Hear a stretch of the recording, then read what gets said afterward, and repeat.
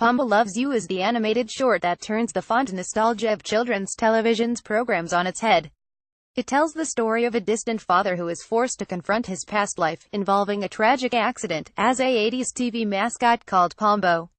The film is director Steve Warne's impressively captivating graduation film from the National Film and Television School (NTFS). The short explores how experiences and the passage of time can alter our perception of something. The idea of early television memories taking on a different meaning when looked back upon decades later seemed interesting.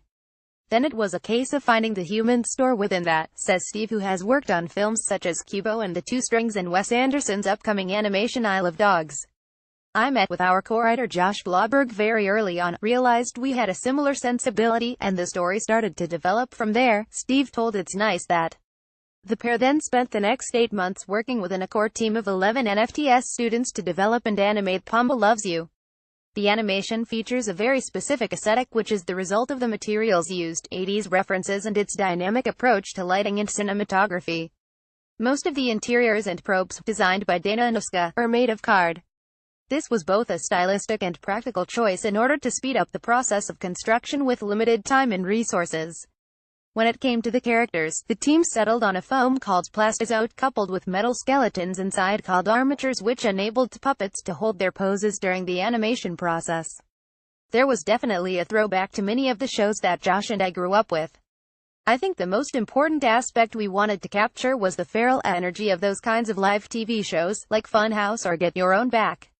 They genuinely felt dangerous and chaotic at the time, explains Steve.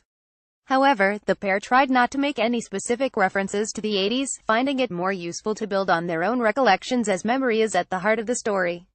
Steve also told us how they attempted to attach those superficial and upbeat images with a deeper melancholy, which came out of thinking about some of the pop culture icons of the era such as Mr. Blobby.